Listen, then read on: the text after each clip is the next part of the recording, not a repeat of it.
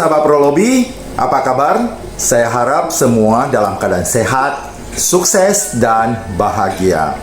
Saya melihat beberapa vlog saya atau 3 episode Kuanse Im Pusat yang saya bahas itu mendapat tanggapan yang luar biasa dari para penonton. Dan saya yakin bahwa yang menonton itu sebagian besar adalah pemuja setia dari Kuanse Im Pusat.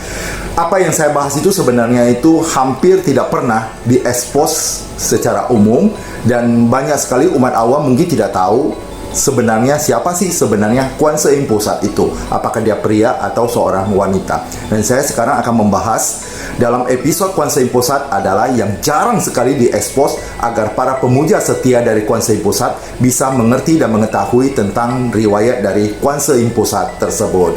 Nah, pada kesempatan ini saya akan membahas mengenai riwayat Kuanse Im Pusat atau Awalokiteswara dari pria menjadi wanita.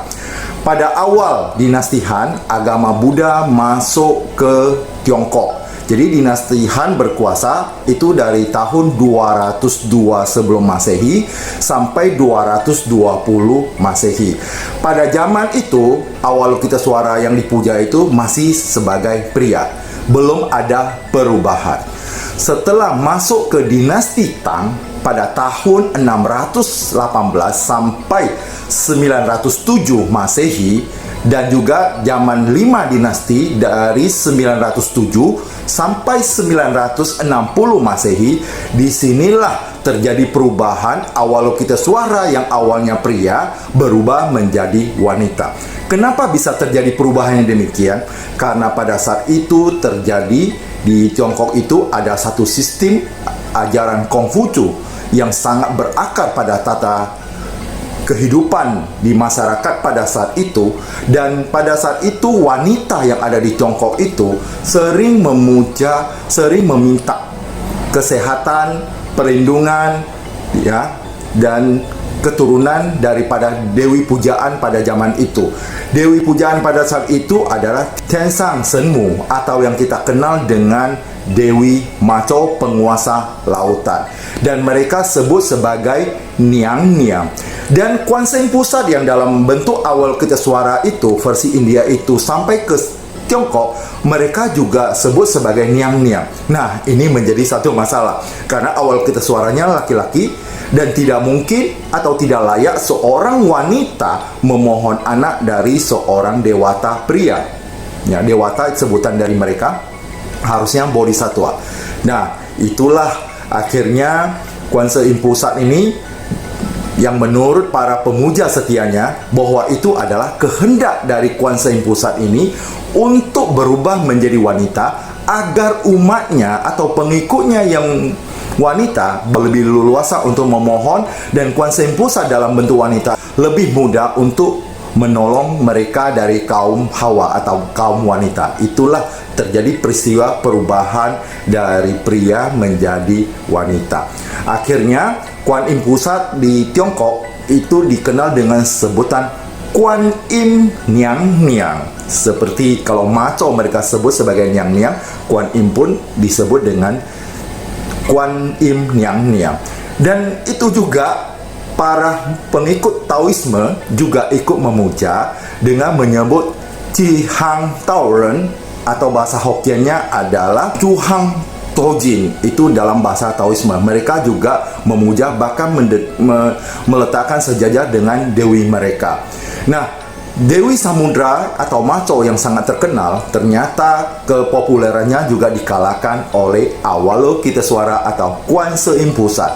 Bahkan mereka para pelaut yang berlayar itu, jika ada terjadi permasalahan di jalan seperti angin topan, angin ribut dan sebagainya, mereka justru meminta pertolongan dari Kuanse Im Pusat. Begitu populernya Kuanse Im Pusat itu.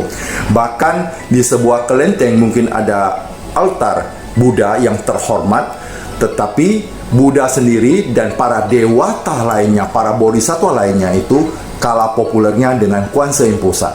Karena Kuanse Im Pusat bukan hanya dipuja oleh kalangan Buddhis, termasuk dari mereka yang menganut sistem Konghucu, mereka juga menganut sistem Taoisme, bahkan umat awam sekalipun yang dari tradisi, mereka juga ikut memuja Kuan Seim Pusat. Berarti di dunia ini pemuja Kuan Im itu jauh lebih banyak dibandingkan dengan Buddha, dengan para bodhisattva lainnya maupun para dewa-dewi lainnya. Itu luar biasa dari Kuan Seim Pusat. Dalam pemujaan ketika Kuan Seim Pusat itu sudah mulai berubah wajahnya, tapi tubuhnya masih sebagai seorang pria, karena sudah bahas di vlog yang lalu, dadanya itu terbuka, berarti tubuhnya adalah sebagai pria dan mukanya wanita. Kenapa dijadikan wanita mukanya? Karena definisi dari Kuan Seim Pusat adalah bodhisattva welas asih. Jadi kalau wanita itu melambangkan welas asih, maka wajahnya itu adalah bentuk wanita dan tubuhnya adalah sebagai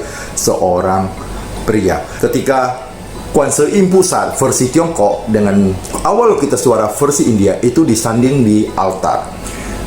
Itu terus berjalan sampai abad ke-12, baru Kuan Seim Pusat ciri khas Tiongkok itu berdiri sendiri tanpa didampingi oleh Avalokiteshvara versi dari India. Mulai saat itu umat memuja Kuan Seim Pusat atau Avalokiteshvara versi Tiongkok secara sendiri tanpa ada didampingi oleh Avalokiteshvara versi India.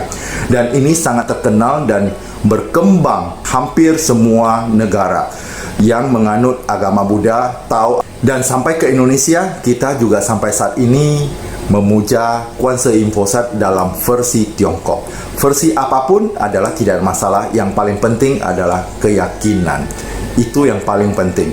Nah, inilah perkembangannya dari Kuan Seim Pusat dari 33 perwujudan, dan ada yang mengatakan begini, ada Kuan Im yang sangat manjur sekali, kok yang ini tidak? Sebenarnya bukan seperti itu. Saya dulu juga pernah berpikir demikian.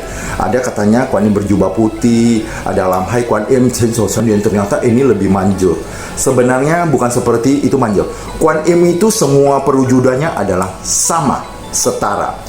Cuman semua terlepas dari ikatan karma kita dengan yang perwujudan yang mana. Contoh, saya mempunyai ikatan yang sangat kuat dengan perwujudan dari Chen So Chen Yen atau Kuan Im 1000 tangan 1000 mata. Ada juga mempunyai ikatan dengan Kuan Im yang berjubah putih.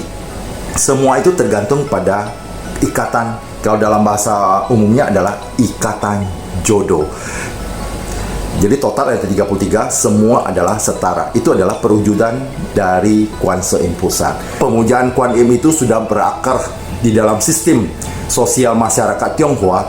Mereka itu meyakini bahwa Kuan Seim Pusat dapat menolong dan menyelamatkan mereka. Itulah terus berkembang. Kalau kita lihat di desa-desa, mungkin di pulau-pulau, mereka juga ada yang memuja Chang Fo Te atau Tua Pekong. Tapi biasanya itu juga dibarengi dengan satu altar, yaitu altar Kuan Seim Pusat. Itulah luar biasanya Kuan Seim Pusat. Dari semua dewa, dari semua bodhisattva, bahkan para Buddha sendiri di dunia ini, yang paling terkenal adalah Kuan Seim Pusat. Luar biasa kan kita memuja Kuan Seim Pusat. Dan sebenarnya ini saya berbicara tentang Kuan Seim Pusat baru dari segi historinya, tapi ada sistem filsafatnya. Siapa sebenarnya Kuan Seim Pusat yang begitu terkenal itu? Ikuti vlog saya selanjutnya. Saya akan membahas berapa hal yang tidak diketahui dan jarang diekspos di dalam media maupun di dalam ajaran agama Buddha. Akan saya sampaikan satu persatu sehingga kita tahu jelas siapa sebenarnya Kuan Im itu. Apakah Kuan Im itu ada makhluk baru atau bukan, dan bagaimana Kuan Im itu ada. Ini yang akan saya bahas. Dan saya juga akan membahas mengenai 33 perwujudan dari Kuan Seim Pusat. Ikuti vlog saya terus menerus bersama saya Sahari dalam Prolobi Profesional, Logika, dan Bijaksana.